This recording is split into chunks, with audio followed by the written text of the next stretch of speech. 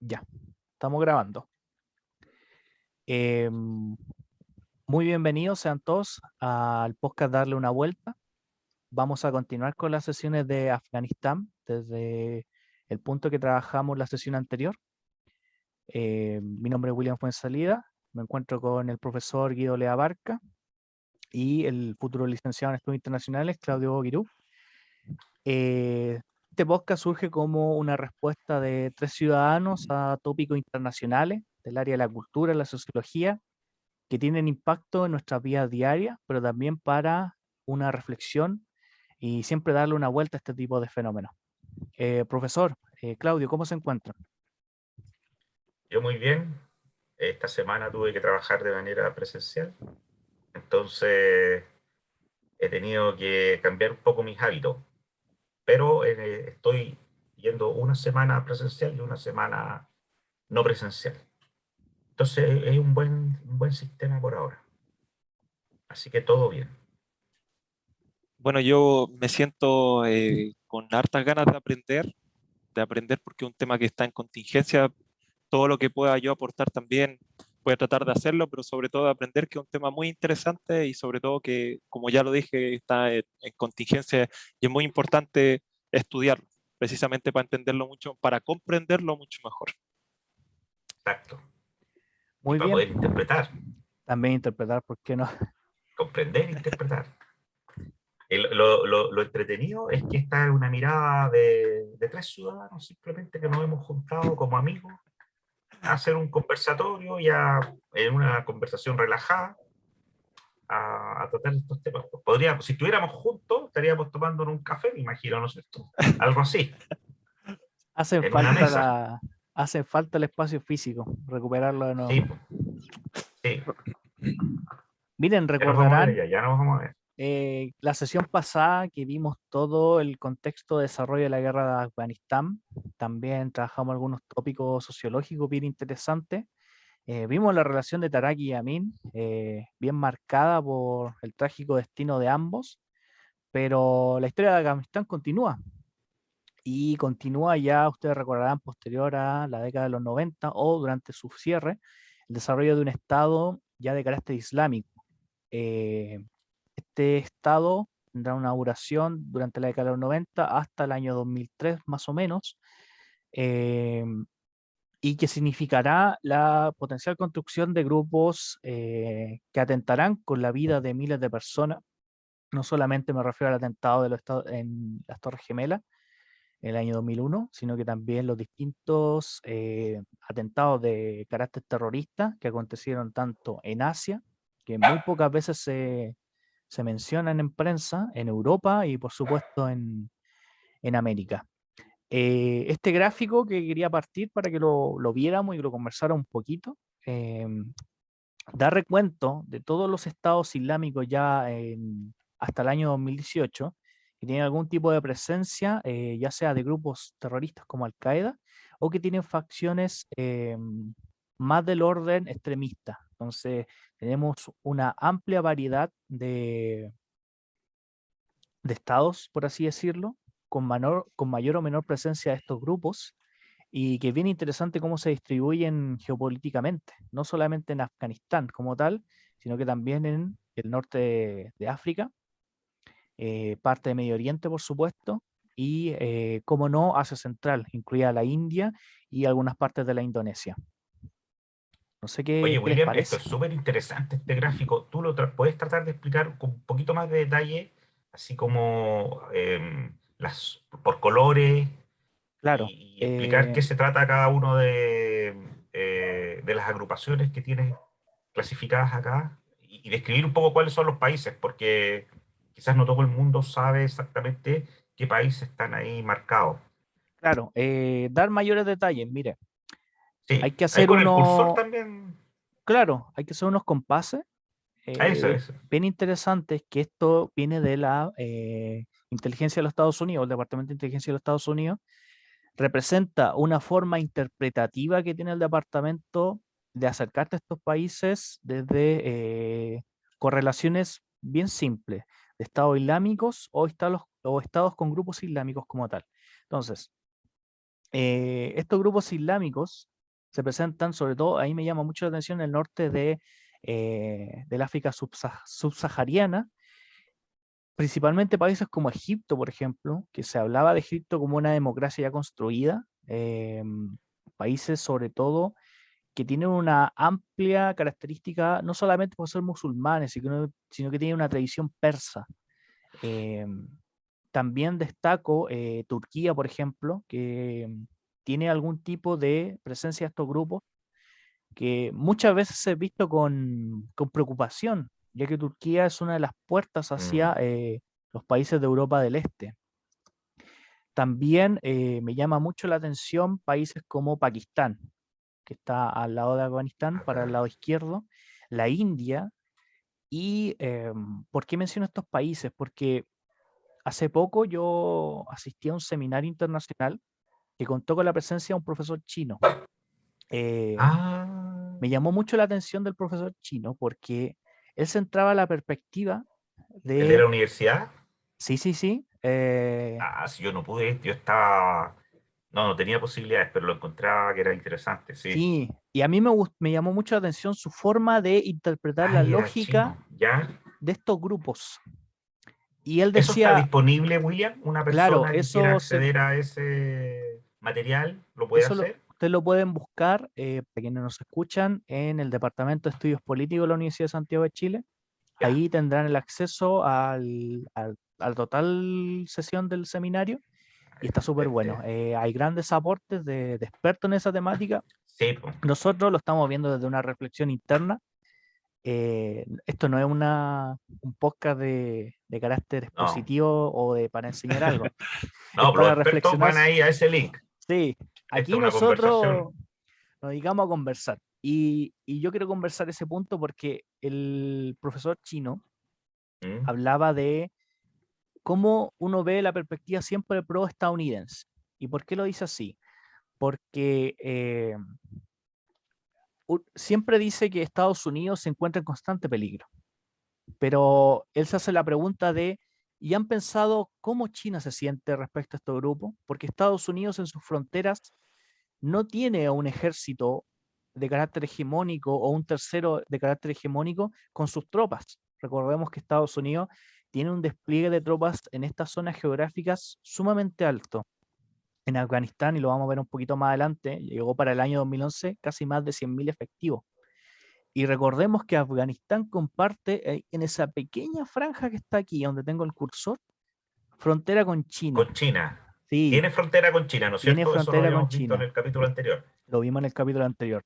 Entonces, Mm, él decía, ¿cómo no puede ser preocupante para China en esta zona, siendo que no solamente hay grupos que tienen actividades del orden terrorista, sino que también están las tropas de un país contrario que está a menos de 100.000 kilómetros perdón, a menos de 100 kilómetros de distancia de mi frontera?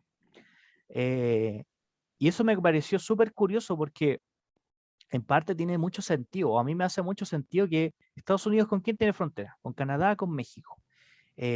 Bueno, y en la zona de Alaska y en Puerto Rico en general es Canadá y México.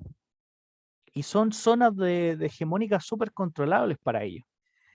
Y el profesor también decía el concepto y ahí me hizo mucho sentido. A lo mejor a usted, profesor, y Claudio, también lo pueden reflexionar un poco, que es, dice, la geopolítica de China, ahora que Afganistán ya no está bajo el control estadounidense o las tropas estadounidenses se han retirado de Afganistán, a China no le interesa tener un control hegemónico sobre Afganistán, le interesa generar acuerdos comerciales, potenciar la nueva ruta a la seda. eh, ¿Por qué? Porque a China le interesa el concepto de armonía. Y eso a mí me llamó la atención porque decía, en cambio, Estados Unidos siempre ve la lógica de esta teoría de juegos de suma y cero, donde Claro. yo debo ganar para que otro pierda, donde yo debo tener el control para que el otro no me controle a mí. En cambio, el profesor chino decía, no, a China no le interesa eso porque a China le basta sus problemas de orden doméstico, tiene suficiente con eso, le interesa que a otros países le vaya bien, porque significa que eso significa estabilidad en los negocios. Y ahí me llamó mucho la atención cómo miraba un fenómeno que para nosotros podría ser ya bueno, ¿y qué va a pasar con Afganistán? Y el profesor chino decía, dejen que Afganistán se haga cargo de sus propios problemas. No necesita la interferencia de un tercero. Lo que nos interesa es que Afganistán sea un país donde se puedan hacer negocios. Y eso fue fuerte, no sé qué les parece a ustedes.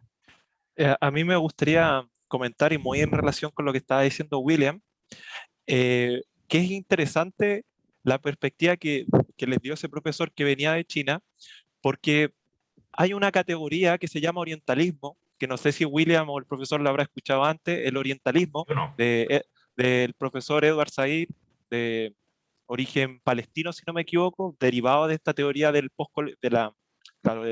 postcolonialismo, en el cual plantea que nosotros tenemos una construcción a partir de estereotipos sobre Oriente, pero Claro.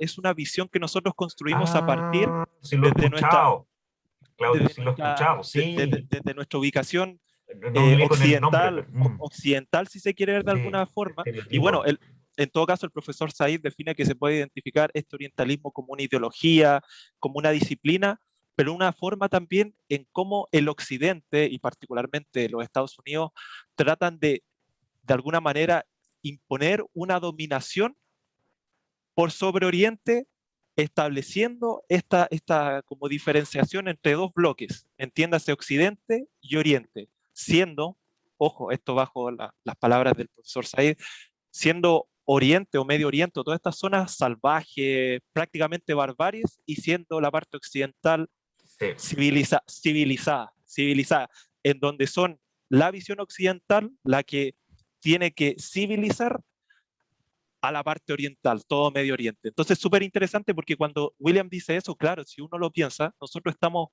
analizando la situación desde Occidente.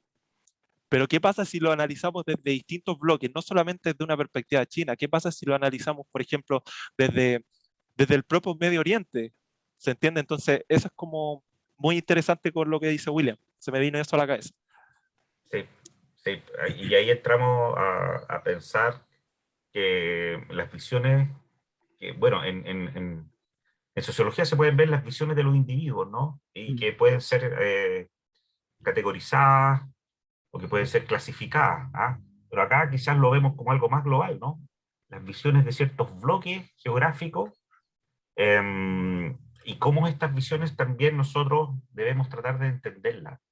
Yo creo que ese es uno de los problemas fundamentales que se enfrenta la sociedad occidental, que ha intentado, yo creo que esto viene de la Guerra Fría también, pero podríamos, ¿sabes qué?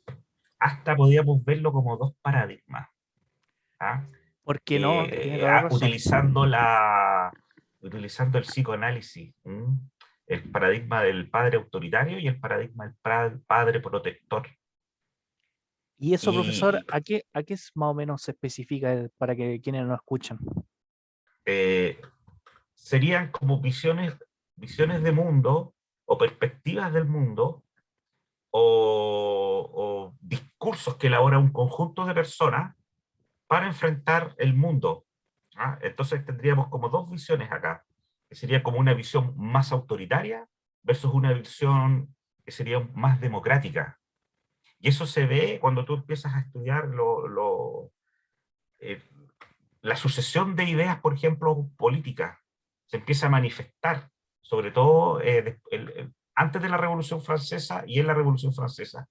Mm. Aquellos que estaban por el racionalismo iluminista y que destruyeron una sociedad que estaba eh, dominada por la iglesia y por la aristocracia, utilizaron la ciencia como una herramienta discursiva, ¿te das cuenta? Y después de los horrores que ocurren en la Revolución Francesa, viene este movimiento conservador, que dice, oye, ¿sabes qué? Para evitar todos estos horrores, sobre todo los que ocurrieron con mi familia, pensadores como Tocqueville o como Burke, para evitar estos horrores que ocurrieron con mi familia, lo que debemos tratar de hacer es evitar las revoluciones. Entonces lo que queremos hacer es un cambio pero lento en la sociedad, no un cambio revolucionario. Y lo que necesitamos es conservar la tradición y tratar de que esta tradición se vaya adaptando de alguna u otra forma a los nuevos tiempos. Por eso es muy, muy bonito. No sé si han escuchado el viaje de Tocqueville a Estados Unidos. No. El francés No, que no, tampoco. hace el viaje y trata de, en su libro, plasmar la visión que él tuvo de la democracia en Estados Unidos y llevarla a Francia, y tratar de mostrar que este concepto de igualdad y de democracia era algo inevitable en la historia de la sociedad. Esto se da como a mediados del siglo XIX. Entonces siempre hay como dos visiones de mundo, que incluso también la podríamos ver con estos estados de la naturaleza, de los grandes eh, eh, contractuales, ¿cómo se puede? De aquellas personas que piensan que hay un contrato social, que sería Hobbes, Mm, Rousseau y el propio John Locke. Y ellos son herederos de ciertas tendencias de pensamiento. ¿Ah? Y que parten, el hombre es, por nacimiento es bueno o el hombre es malo. ¿El hombre es bueno y la sociedad lo corrompe? ¿O el hombre es malo y la sociedad lo corrige? Y eso también tiene raíces religiosas. ¿Ah? Porque si tú le preguntas a miembros de ciertas religiones, sobre todo las protestantes, te van a decir que el hombre, y las católicas también, que el hombre nace de un pecado original o que el hombre nace malo, y que hay que disciplinarlo para poder encauzarlo en la sociedad. ¿Te das cuenta? Y esas dos corrientes de pensamiento, creo yo que se plasman en Estados Unidos en dos partidos políticos que son el republicano y el demócrata, con matices, con grises, pero tomándolos como tipos ideales, así racionales y bien marcados sus diferencias para poder estudiarlo. Creo que, y aquí es una opinión personal, bueno, como todo lo que hacemos acá, ¿no? Posiblemente el Partido Republicano es más partidario de tomar las armas y de enfrentar los problemas, en este caso culturales y religiosos, a través de esa vía del poder de fuego, más que de la integración cultural, porque no lo entienden. mm. Porque vienen de esa tradición que el hombre nace malo, que el hombre hay que disciplinarlo, que para que alcance la felicidad debe cumplir con una serie de requisitos, se tiene que levantar temprano, tiene que salir a luchar, el mundo es competitivo, el mundo es malo, ¿ah? Tienes que ser firme porque si no te pasan a llevar, tienes que competir, pasar, si necesitas conseguir algo, tienes que esforzarte al máximo, y si tenés que de repente hacer una pequeña maldad y pegarle un puñete a otro, se lo pegáis, pero para calladito que no se note mucho. Es, ¿Entiendes? es- es interesante lo que dice el profe porque y me tomo la idea que dice sobre estas dos visiones de mundo y tomando nuevamente al profesor Said, porque si nosotros miramos el mapa, nosotros estamos analizando estos grupos terroristas, pero nuevamente, y reforzando la idea anterior, lo vemos desde una perspectiva occidental. Claro, Lo que a Exacto. nosotros nos han dicho, o hemos construido una categoría hemos categorizado a un grupo de personas que las catalogamos como terroristas, pero si nosotros, por ejemplo, vamos, qué sé yo, a Afganistán o Irán o Irak y les preguntamos, ¿y ustedes consideran que esos grupos son terroristas? Quizá No se o muy sabe. probablemente nos van a decir que los Son que estamos mal libertadores, somos nosotros, que son libertadores porque ellos defienden, claro. en algunos casos, porque no toda la gente que, por ejemplo, de descendencia árabe es musulmana y viceversa, todo esto. Entonces, hay casos y casos, pero les pueden decir que hay gente que está protegiendo la ley de Dios, la Sharia, por ejemplo. Entonces, ahí es como se contrastan esas dos visiones de mundo. Exacto. Entonces, es interesante, muy interesante lo Exacto. que dijo William y el profe. Yo creo que Claro. ahí es cuando debería imperar un poco el sentido común de las personas, y esto lo estoy hablando como una reflexión precisamente de este mapa, y tratar de no tener cierto, igual es difícil teniendo en cuenta de nuestro campo social, de donde nosotros nos desarrollamos, entiéndase como el bloque occidental, pero de alguna manera tratar de tener una perspectiva un poco más amplia y no quedarse solamente con lo que nuestro campo social nos trata de alguna manera de interiorizar sobre cómo es la realidad social. Entonces, por eso es interesante ir contrastando realidades, tratar de ser empático, ponerse en otras perspectivas. Eso era como la idea que quería aportar. Bueno, es interesante, mira, y podríamos seguir profundizando en la línea del padre autoritario. ellos también generalmente son creyentes en Dios. Entonces, de alguna manera creen que existe la separación entre el bien y el mal, y que el niño nace malo, pero puede conocer el bien si este es disciplinado, si acata ciertas normas. Pero para acatar, ¿qué normas? Las que conoce el padre, porque el padre de familia es el que conoce el bien y conoce el mal. Entonces, la manera de que esta experiencia hacia el bien pueda ser fructífera es que obedezca a su padre. Entonces también son buenos para obedecer. Y los que son buenos para obedecer también son buenos para mandar después. Y el padre sabe cuál es el bien, cuál es el mal. Por lo tanto, si mi padre me dice que este gallo es malo, yo creo que es malo. Si me dice que él es bueno, él es bueno. Si me dice que hay ciertos métodos para que tú te defiendas del mal, que pueden incluir también ciertos niveles de violencia, no es necesariamente directa, pero puede ser violencia discursiva, también es un método que se puede utilizar. Ahora, llévalo esto a la política. Hay un país que sabe quiénes son los buenos y quiénes son los malos. Para llevar al mundo a estos seres descarriados que andan por ahí, víctimas del mal, tenemos que usar un método, el método del poder de fuego, porque no entienden de otra forma. No podemos entrar en un diálogo con ellos. Incluso tengo la sensación de que es posible que hasta los vean como bestias, como seres irracionales, que no tienen la capacidad de integrarse hacia el bien. Aquí me imagino que la visión, si lo llevamos a lo micro, que podría tener el padre con los propios animales que andan en la calle. Pues. Realmente le podéis pegar a un perro, aunque eso ya no se ve, o le pegáis el cachetazo al perro para que se corra, no sé. Pues. Tienen una actitud frente a la naturaleza que es de dominio, ¿me entiendes? Um, la utilizan para sus fines, y la utilizan de manera racional, para lograr fines racionales también, pero hay que empezar a discutir cuáles son esos fines. En cambio, y con esto termino para no apropiarme de la palabra, esto entre paréntesis, los créditos son de Lakoff. Lakoff. Él es el autor de estas ideas. En cambio, el padre democrático no es así, porque él piensa que el niño es bueno.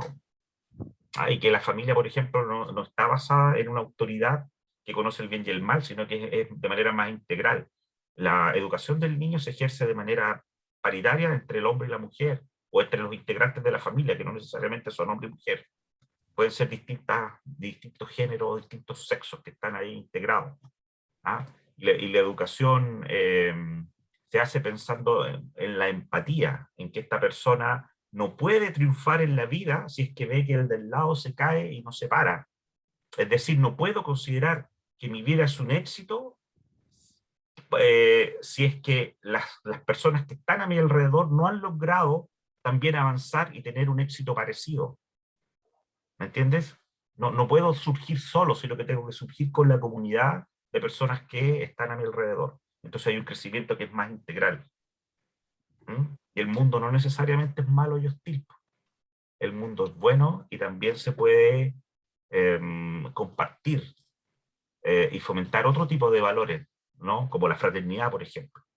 Entonces creo yo que ahí, en el problema de Afganistán, ha surgido precisamente, y del Medio Oriente, esto es una visión personal, pero influenciada por Lakoff, la falta de integración, la falta de comunicación, de comprensión, de empatía, de entender que por la fuerza esto no se va a corregir, no vas a eliminar y esto creo que es el dato empírico que lo ha demostrado, ¿no? No vas a corregir a través de la fuerza una situación como esta, sino que tienes que hacerlo a través de la razón, de la integración, que vengan los estudiantes hacia mis universidades, que mis estudiantes vayan a las universidades de ellos, que hagamos grupos culturales, que personas de esas regiones vengan a trabajar, que personas de nuestro país vayan a trabajar. Integrémonos, comprendámonos mutuamente, para que nos podamos aceptar, para que podamos decir que el otro es diferente, pero también es un otro, alguien que merece respeto, no alguien que merece ser eliminado del sistema. Entonces creo, y ahí le doy para no alargarme, estoy monopolizando la palabra, No, pero está dos súper visiones bien de acá. mundo No, que está en bien, cierta profe. manera son disjuntas, que no tienen muchos elementos en común, los tipos ideales me refiero, porque en la realidad esto tiene matices, ¿ah? Estos tipos ideales y que funcionan de manera inconsciente en la psiqui de un conjunto de personas. Y eso yo creo que los tiene metidos en estos problemas, inspirados desde el punto de vista internacional. Y ahí me hace mucho sentido lo que decía Claudio. ¿Y cómo lo piensan los chinos? O William, ¿no? O William. Los chinos lo piensan de manera diferente, ¿no? Entonces Claro. tienen otra perspectiva, otra visión que también nosotros debiéramos tratar de entender, comprender, Y es interpretar para igualmente poder... válida. exactamente, exactamente. Es igualmente válida. Entonces creo que ahí es donde falta, creo yo, desarrollo de relaciones internacionales y de desarrollo de las personas, desarrollo educativo en los ciudadanos y de ir más allá de pegarle un garrote al que le tengo miedo. Mm. Me voy a sumar a eso y voy a hacer la bisagra para que sigamos hacia acá.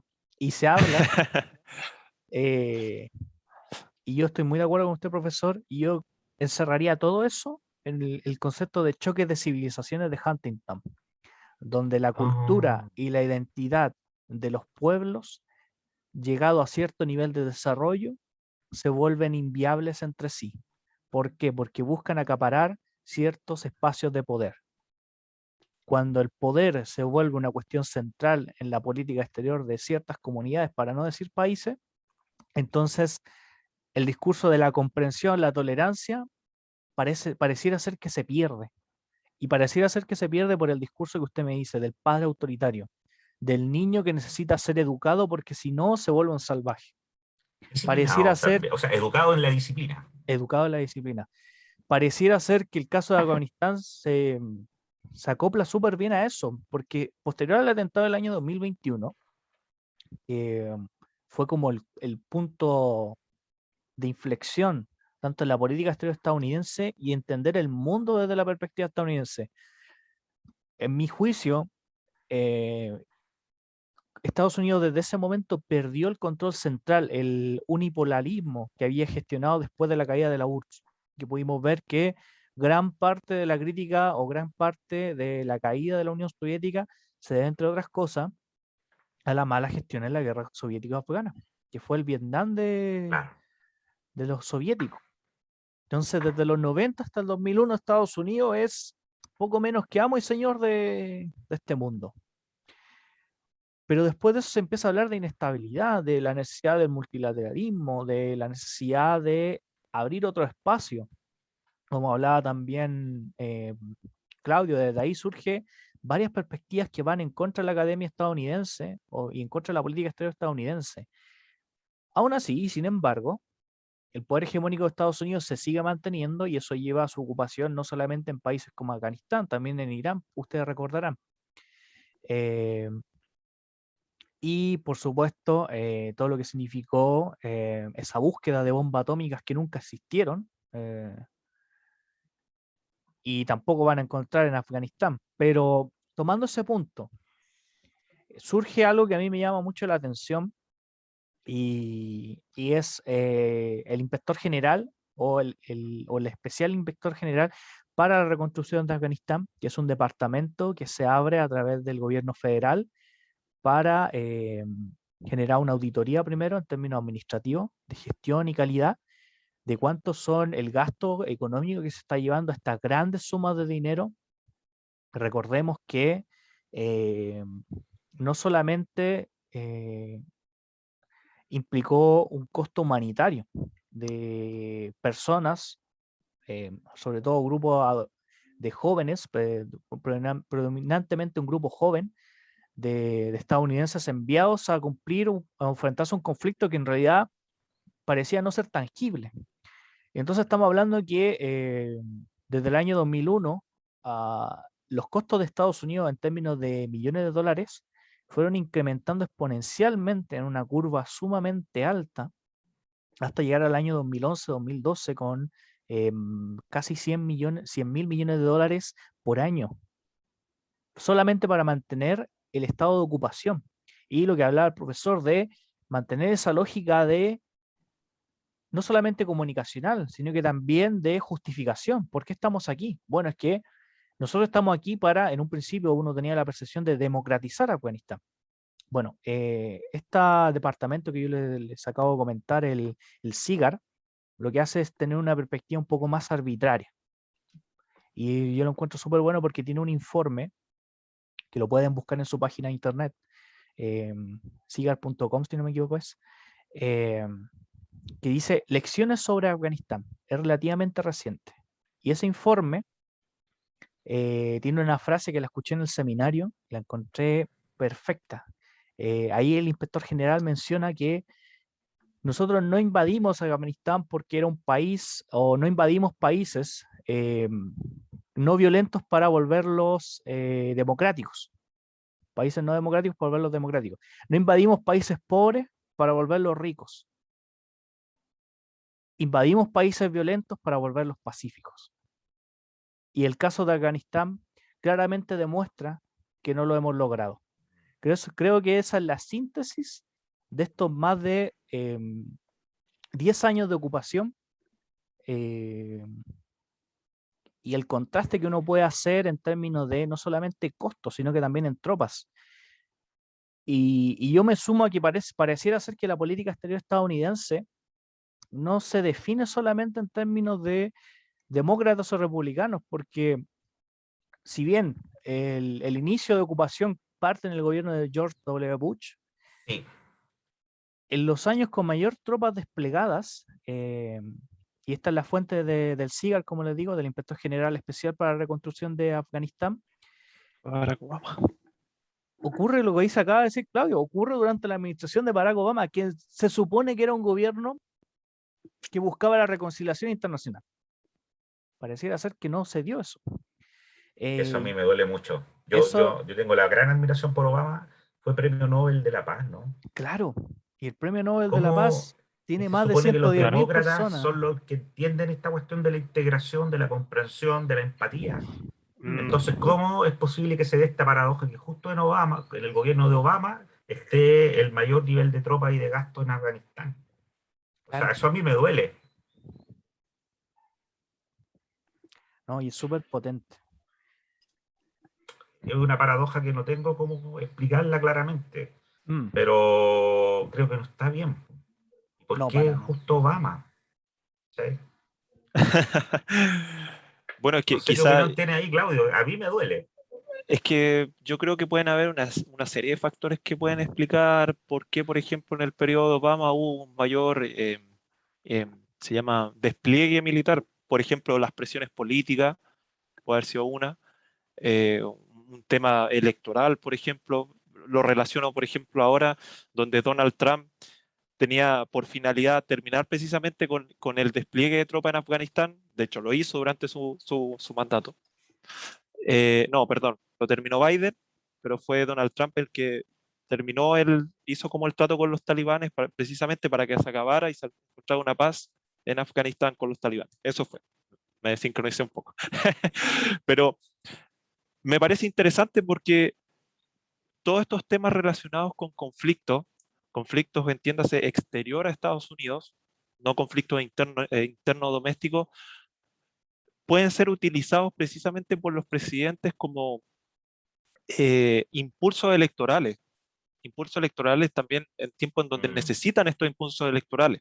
Porque usted lo dice, por ejemplo, a mí me sorprende que Barack Obama, siendo que él es demócrata y se supone, yo siendo una persona completamente ignorante en toda la doctrina demócrata, debe ser muy amplia y debe tener distintas corrientes dentro de los tiene demócratas, matices. Mm, algunos matices importantes, al igual que los republicanos, pero por lo que yo entiendo y creo, debe haber estado sometido a ciertas presiones políticas o incluso por un tema electoral, conseguir, qué sé yo, más circunscripciones para el Partido Demócrata, etcétera, y eso puede explicar potencialmente por qué también. se desarrolló esto. Y lo Militares veo en también, Trump, ¿ah?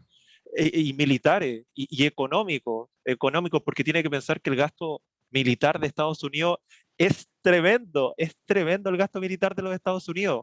Imagínense si todo ese dinero, que no conozco la cifra exacta, pero yo sé que son miles de billones de dólares, ahí si alguno sabe que me corrija por favor, pero imagínate si todo ese dinero se reinvirtiera en otras áreas de los Estados Unidos, por ejemplo. Porque es tremendo, exuberante. Entonces, por eso le digo. Eso creo yo al menos. No sé qué opina William o usted, profe. Yo así lo veo. Es que yo estoy ahí anonadado. Yo sabía que esto era así, que había habido una gran, en los tiempos de Obama, una gran cantidad de recursos involucrados en la guerra de Afganistán y una gran cantidad de tropas, pero no lo dimensionaba. O sea, ahora este mapa me impactó mucho. O sea, este mapa, perdón, este gráfico me impactó mucho, porque es una cifra muy grande, pues, casi 100.000 hombres y 100.000 millones, ¿no? De dólares. Claro, ahí está. 100.000 millones de dólares, mucha plata. Ojo, Es y en la mucha guerra de plata. Afganistán nomás. En Solo en el algo conflicto de que Solo Afganistán. en Afganistán. solo en Afganistán y en una situación de invasión de un país que al final, visto desde la perspectiva de hoy, no sirvió para nada. Todas esas vidas, todo eso que pasó ahí. Porque ahora volvimos de nuevo a... Incluso podríamos hablar que hemos vuelto quizá a niveles antes de Taraki. Yo me atrevería a decir eso, antes de la Unión Soviética, quizá. Sí, acuérdense que la lucha precisamente del pueblo de Afganistán contra la Unión Soviética fue porque el gobierno marxista, con todas las categorías que ellos utilizan, dejaba de lado la cultura y la religión. En un país donde la cultura y la religión eran muy fuertes. Entonces no era llegar a entablar un régimen Claro. comunista, podríamos decir, así a rajatabla, sin que hubiera oposición. Solamente el hecho, no sé, de eliminar sus símbolos, sus banderas, el hecho de pasar, de eliminar las costumbres y los ritos religiosos es algo muy fuerte para ciertas sociedades, que fue lo que hizo la Unión Soviética. Sí, y es ¿Mm? interesante lo que dice el profe porque, y retomo a lo que planteamos láminas atrás, quizás a nosotros nos ven como salvajes. Por ejemplo, si nosotros fuéramos a Afganistán y conversáramos Es con que, personas que no ¿sí? necesariamente son talibanes, pero que sí tienen una fe muy arraigada en su familia, por ejemplo, y les decimos, yo, por ejemplo, que soy agnóstico, no sé si usted, cuáles son sus creencias, pero imagínese una persona que fuera atea y les dice, yo soy ateo, y ellos van a quedar como que es un salvaje, porque no conoce a Dios, porque no cree en Dios, porque no está bajo el amparo de Dios. Y aquí Exacto. precisamente se ve esta distinción entre los bloques, entre los mundos. Pero además, los prejuicios que nosotros hemos construido sobre estas personas a partir de nuestra localidad geográfica, entiéndase que por lo menos Occidente, eso creo yo, Alma. Sí, sí, completamente. No sé qué Yo opinas tú tomo, ahí, William. yo tomo esa línea y me hace sentido cuando vemos respaldo electoral, como dice Claudio. Recordemos que el segundo periodo de gobierno de George W. Bush se debió en gran medida, o su campaña política se centraba exclusivamente en términos de continuar la seguridad nacional, evitar el peligro ajeno del terrorismo, mantener la disposición de los Estados Unidos a democratizar estas sociedades carentes de una lógica expresiva, de libertad, que son los valores que más se defienden en términos de por qué estamos aquí. 10 años después, ¿qué aprendimos? Pareciera ser que no aprendimos nada. Nada. Eh, Y, ¿Y por qué lo menciono? Porque lo acaba de decir Claudio, tiene que ver con temas de sincretismo cultural. Volvemos a aspectos sociológicos porque para mí es clave Sí, entender el mundo social o o el escenario internacional desde una perspectiva no explicativa, porque ya lo podemos ver. 10 años de un proceso de ocupación y pareciera que no pudimos explicar nada al final, pero sí podemos sacar lecciones de interpretación de cómo entendemos este proceso social desde, claramente, como lo acaba de decir Claudio, desde una perspectiva sociológica, desde la perspectiva donde estamos parados hoy en día.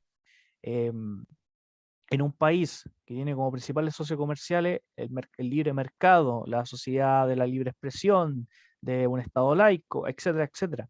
Entonces tenemos ciertos matices, ciertas limitaciones, pero eh, este mapa yo lo encuentro súper interesante porque es una representación de los distintos grupos étnicos que componen Afganistán, donde podemos ver que en su gran mayoría presentan hacia los grupos Pashtun, mm.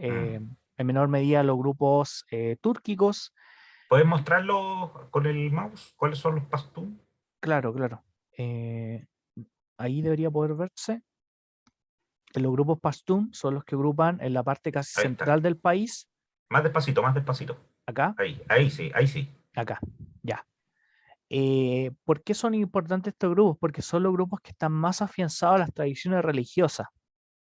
En menor medida están los grupos que son más del área del sector sur. Véase los uzbecos, los baluchi, eh, y ya en menor medida los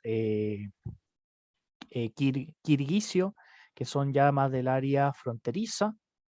¿Y por qué son importantes estos grupos étnicos? Porque los grupos pastún pareciera ser que son los que limitan o definen la política interior del país, ya que en este grupo están compuestos la mayoría de las facciones talibanes. ¿Qué podemos aprender de este cambio étnico que tiene Afganistán? En relación a, recordemos que en los años 90 los talibanes estaban en el control del país, después viene la ocupación estadounidense y ahora, posterior al 30 de agosto del 2021, vuelven a ocupar los espacios de poder. Vemos un cambio. Y vemos un cambio, ¿por qué? Porque yo creo que se va en contingencia a lo que ustedes dos han comentado. Hay ciertos márgenes de aprendizaje. En 10 años sí hay ciertos cambios desde una perspectiva sociológica, si así lo queremos ver. Si bien es cierto que durante la ocupación estadounidense las mujeres, sobre todo me voy a centrar ahora en temas de género, podían acceder a ciertos niveles de educación, cuando vuelven los grupos talibanes, las niñas ahora pueden estudiar hasta los 12 años, que es la información que se tiene hasta el momento. En términos de nuestra perspectiva occidental, claramente es una caída total, es una desventaja hacia los grupos femeninos. Atropellar sus derechos de frentón. Claro, pero en los años 90, cuando estaban los talibanes, eso no era posible. Ni siquiera había un límite en términos de escolaridad. Entonces, ¿cuál es la reflexión que uno puede hacer aquí? Estos grupos talibanes ya no son los grupos cerrados que veíamos en los años 90, que entienden la perspectiva internacional solamente reducida a asuntos domésticos. Lo que le pasa al vecino me da igual. Ahora buscan, y pudieron haberlo visto, salieron muchas noticias en muchos medios de comunicación, que daban redes de prensa. Sí, Se acercaban a los medios internacionales sí, a Con decir, armas. con armas, sí. hay matices, Hay matices. a decir, no, es que esta vez nosotros queremos estabilidad, orden. Queremos que Afganistán vuelva a ser un país donde las personas puedan vivir con normalidad. ¿Qué es la normalidad? Bueno, eso es completamente discutible. Es la normalidad de ellos. Sí, y aparte, yo creo que lo que dice William, lo clave es entender que ellos sí entendieron o comprendieron que para mantener el poder de un país tienen que reformar. Tienen que reformar, por supuesto que bajo sus términos y condiciones, lógicamente, pero tienen que reformar porque bajo esa estrategia tan cerrada no lo van a conseguir. Pueden conseguir tener nuevos conflictos incluso con Estados Unidos o con Rusia o con China. Entonces hay que reformar. Yo creo que esa es la idea clave de lo que está diciendo William. Sí, interesante. Oye, ¿Qué yo tiene? quería reforzarles dos ideas aquí, Démosle. que antes que se me olvide. Una idea de Claudio de Edward Said, ¿no? Que tú lo mencionaste. Sí, sí. Yo acá lo tengo, fui a buscar el libro, acá lo tengo. Entonces quiero mostrarte una idea que me parece. Ahí está, Tiene que compartir el libro, profe. ahí está. Sí, es el profesor Said. Y que falleció hace Sí, varios años ya, po. sí. Entonces quiero leer aquí cuál es la idea central de lo que estaba señalando Claudio, pero leerlo, entonces va a quedar un poco más esquemático, porque encontré súper bueno ese aporte. Y lo otro, que lo voy a hacer de inmediato, y lo otro, mira, acá un dato con respecto a las cuestiones culturales y religiosas. Y dice acá lo siguiente: en octubre de 1978, la adopción de la bandera roja, es la bandera de la Unión Soviética, en la que se excluyen todas las referencias al Islam, que es el cemento cultural del país, de Afganistán en este caso, acaba con el apoyo popular al régimen y contribuye al crecimiento de descontento. Entonces ahí está todos los elementos que hemos conversado antes, pues, muchachos. Ahí hay un elemento simbólico que Claro, nosotros debemos comprender para poder interpretar y que gatilla una revolución. Es decir, ellos no aceptan ese cambio de bandera y lo encuentran de alguna manera que es algo que eh, atenta contra sus creencias. Y claro. eso es capaz de impregnar acción en los agentes, y una acción que puede llegar incluso a utilizar el poder del fuego. ¿Mm? Punto aparte. Quiero leerle simplemente lo que dice acá sobre Edward Said, que lo encontré muy interesante y que se refiere precisamente a las visiones que nosotros debemos tener de las distintas bloques del mundo. Dice acá: los expertos europeos, historiadores, científicos y lingüistas, describen Oriente desde su propia perspectiva, que es lo que señalaba Claudio, ¿no? Sus ideas se han esquematizado aún a través de los estereotipos e imágenes que constituyen y fijan la visión occidental de Oriente. Eso lo hemos comentado acá, son estereotipos, ¿no es cierto? E imágenes que se establecen según nuestros prejuicios. Estos perpetúan el temor de Occidente a Oriente, y en particular a los árabes considerados peligrosos y los otros. Claro. La conclusión de Said acá es que Oriente es el escenario donde se ha confinado a todo el este. Qué profundas las palabras. Qué fuerte. Ahí, Claudio, sí, sí. Creo que ahí le apuntaste medio a medio al reflexionar sobre este autor, porque precisamente sus palabras caen, pero de cajón con respecto a lo que estamos conversando. No sé si tienen algunos comentarios ahí. Sí, lógico, porque al final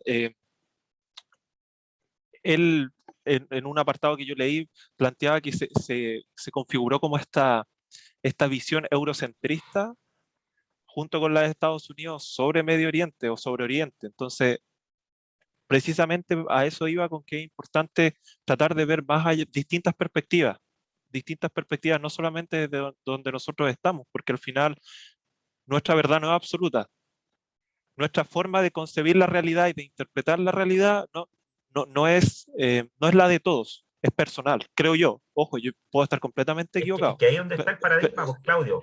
Entonces, Lo que tú estás diciendo le podrías colocar una palabra. Es la forma en que, paradigmática con la cual yo observo la realidad. y yo, Estás describiendo, creo yo, un concepto latente, que es el de paradigma, pero sin llegar a esa palabra. ¿Me entiendes? entonces, Lo estás utilizando. Y eso es muy importante, tienes que tenerlo presente. Esa visión de mundo tuya, particular, te impregna tu posible investigación. Entonces tienes que tener conciencia de que la estás utilizando. ¿Mm? ojo, pero por eso es importante hacer como el recorrido por los paradigmas que se han presentado desde los filósofos griegos en adelante, para poder Mm. entender cómo han ido cambiando los paradigmas, cómo nos estamos situando. Yo, una de las cosas que he ido aprendiendo, sobre todo gracias a ustedes dos, es que hay muchas cosas que nosotros, pensamientos, ideas, valores, prejuicios, incluso que nosotros vamos formando, que son partes de paradigmas que ya estaban de alguna manera categorizados previamente, pero uno no lo sabía. Exacto. Entonces, por eso es importante, eh, esto es netamente mi opinión personal, pegarse una vueltita o darle una Mm, vuelta mm. a los sociólogos de la antigüedad, a los matemáticos de la antigüedad de la Grecia, porque al final precisamente nos va a ayudar a comprender mucho mejor cómo vemos el mundo y bajo qué paradigma lo estamos viendo. Pero eso por Exactamente. una parte, y lo segundo que quería comentar es que en base a lo que dice el profesor Said, quizás para de alguna manera la visión occidental, la democracia sea el mejor régimen de gobierno. Pero ¿qué pasa si, por ejemplo, para China, su mejor régimen de gobierno es un régimen comunista al estilo chino, por supuesto, bajo sus matices, al estilo chino, o para, por ejemplo, la población de Afganistán, también es un estado, qué sé yo, más teocrático, etcétera, porque al final Mm. nosotros, y yo creo que esto es lo crucial de entender de este capítulo del podcast, nosotros lo estamos viendo desde Chile, sentados en nuestros asientos, desde nuestras casas. lo estamos viendo, nosotros somos parte, bueno, algunos dicen, algunos autores plantearon el patio trasero de los Estados Unidos, yo no estoy de acuerdo, pero bueno, desde una lógica occidental. Pero yo creo que sería interesante sentarse con una persona que provenga de Afganistán, que venga de estas culturas, de cualquiera de estos grupos étnicos, y nos diga cuáles son tus valores, tus creencias, cómo tú ves el mundo, cómo ves a los Estados Unidos, cómo nos ves a nosotros, Claro. Y ahí para volvemos a entender los marcos de Lakoff. eso. Son los dos grandes. ¿Provienes de un padre autoritario o de un padre democrático? Eso es lo que creo yo. Tu familia. Y eso también te determina, porque todo. Y eso es muy interesante, Claudio, porque en el fondo nos damos cuenta, y eso es algo que yo encuentro terrible también, ¿ah? La sociedad no existe antes que nosotros, antes que cualquiera de nosotros tres existiera, la sociedad ya estaba. Y la sociedad nos entregó un lenguaje, nos entregó un sistema político, un sistema económico, nos entregó ciertas visiones sobre las clases sociales, sobre las razas, sobre el género, y nosotros como que nos metemos en ese mundo, estamos arrojados a ese mundo, como decía Heidegger, estamos arrojados en ese mundo, y simplemente tomamos conciencia y despertamos, tenemos nuestra familia, tenemos nuestros vecinos, tenemos nuestra escuela, nuestro entorno, y creemos que esa es la realidad, cuando no es así, esa es la realidad de Claro, tu esa es la realidad tuya, porque te tocó vivir en ese campo social que te ha generado ciertos hábitos, como hablaba por Dios, y que crees, después que generaliza y crees que así tiene que ser la sociedad. El mundo, no claro, solo tu país, sino que el mundo completo. ¿Ah? Y claro. aquí, algo como medio en broma, medio en serio, todos llevamos un neoliberal en el interior. Po. Si yo fui creado en esa sociedad, y de hecho, para tomar conciencia de lo que eso significa, me ha tomado años, décadas quizás, porque yo soy como lento de mollera. Entonces me ha tomado mucho tiempo darme cuenta de decir, chuata, yo también era igual. No, pues hay cosas que hay que cambiar, ¿cachai? Pero es un proceso súper difícil. Cuando yo hablo con ustedes y les digo, oye, el investigador tiene que tener conciencia de lo que cree, claro, es súper fácil decirlo, pero eso es algo que te puede tomar décadas. Claro. Es más Qué fácil leerlo de un papel que esto es una experiencia, claro. ¿m? Que tienes que vivir. Quiero rescatar dos últimos mapas para ir Ya, cerrando sí, sí, sí, el nos podcast. desviamos. Tiene que ver con controles fronterizos, bien importantes. Esto es antes del 26 de julio, o sea, estamos hablando antes de que las tropas talibanes ocupen Kabul como tal. Ahí podemos ver en el color ¿Dónde más está oscuro, Kabul, William? ¿Lo acá puedes se encuentra mostrar? Kabul, Así, en el lento, punto, lento, lento. aquí donde Ahí, tengo el cursor, ahí se encuentra Kabul, ya. capital de Afganistán. Y bueno, las capitales siempre tienen un tema no solamente estratégico, tienen que ver con un tema referencial y de construcción discursiva. Tomamos la capital, por ende tomamos el país. Detalle importante, antes de la toma de Kabul, podemos ver en los colores más claros, los puntitos más claros que ahora estoy poniendo con el cursor, que la mayoría de las fronteras de Afganistán ya estaban en control de los talibanes. Y como bien dice Claudio, este no es un proceso que surge de la noche a la mañana. Es un proceso que se viene negociando hace años, la salida de las tropas estadounidenses Mm. y la integración paulatina de las tropas talibanes. Ahora, ¿qué tan paulatina fue? Y me voy a estos dos últimos mapas, que estos son los datos que daba el gobierno estadounidense para el año 2018 del control talibán sobre las distintas zonas de Afganistán. Lo que está enmarcado con los colores oscuros y claros son los que pertenecen al control talibán. Y ya para ese año decía que un 44% del país pertenecía a los talibanes.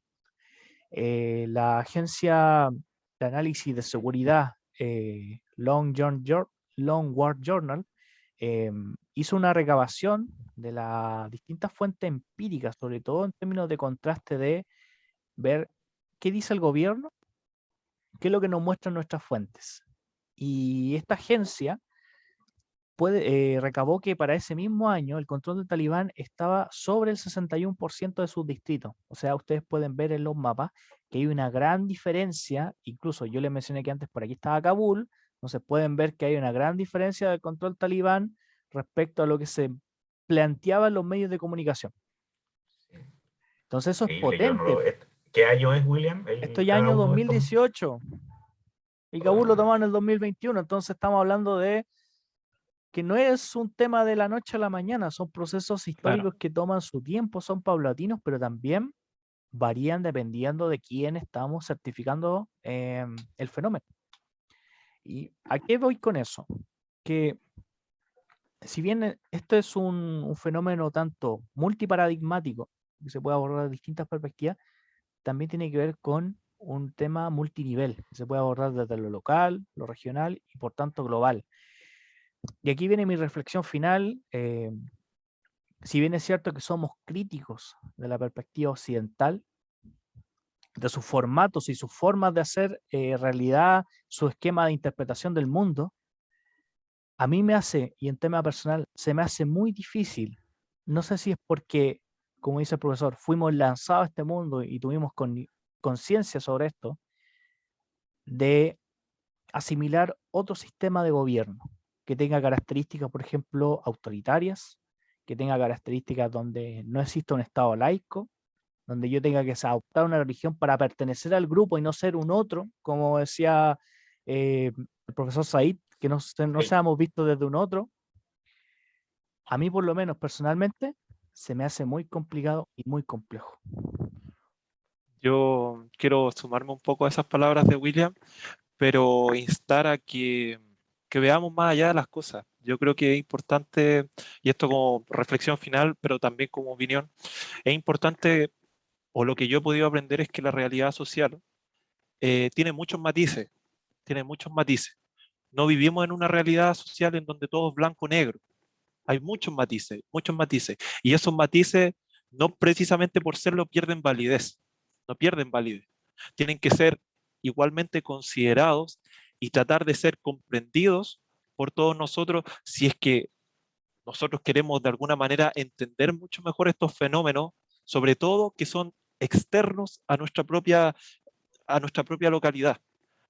Yo insto a eso, tratar de ver más allá, no solamente desde donde estamos sentados, y claro, como dice William, es difícil porque claramente nosotros nos hemos forzado y como también dijo el profe, nos arrojamos en un sistema, lo voy a decir como un sistema de creencias, como un sistema de creencias occidentales, y uno podría Sistema preguntarse, discursivo. bueno, sistema discursivo, pero también de creencia, y nosotros, ¿cómo nos sacamos todo eso? De alguna manera es de construir todo este sistema de discursos que ya está tan interiorizado en nosotros, que yo creo que se hace algo difícil, pero aún así hay que tratar de hacerlo para comprender mucho más nuestra realidad social, que de por sí ya es sumamente compleja. Yo creo que eso es como mi aporte. Yo creo que el investigador social tiene el deber de hacerlo. O sea, es algo que tienes que hacer.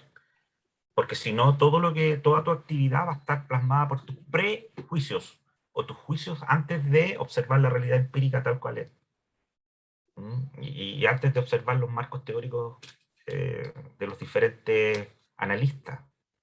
Entonces tú ya vas a llegar con una idea prehecha, con tu tipo ideal, si podríamos llamarlo así. Entonces va a decir todo lo que, no, que se diferencia, toda desviación que exista de lo que yo pienso es malo. O puede ser curioso, llamativo, pero no, es el otro, no, eso está fuera de lo normal, porque lo normal es lo que a mí me motiva a existir, porque lo veo día a día, porque lo veo en mis parientes, mis vecinos, mis familiares, mis colegas de trabajo. Pero todo eso te tiene, em, todo eso tiene a cada sujeto en, en una posición bastante restringida de respecto a la visión que puede tener de lo social. Bueno, lo dejamos hasta aquí entonces. Muy Ya, pues, bueno el podcast. Suscríbanse, excelente. denle like si les interesen, ahí está la El cajita de los like, eso me quiero comentarios. decir, dale like. Denle like, ahí está la cajita de los comentarios. Y eso, suscríbanse y compártanlo, por supuesto, si les interesó, si lo ven muy interesante, vamos a estar subiendo podcast periódicamente, dentro de lo posible, por supuesto. Pero Eh, espero que les guste. Lo hacemos con mucho cariño, por lo menos yo le pongo mucho cariño, yo sé que el profe y William también les ponen mucho cariño. Así que se los compartimos y ojalá que para la posteridad. Si es que les interesa, obviamente. ok, nos vemos.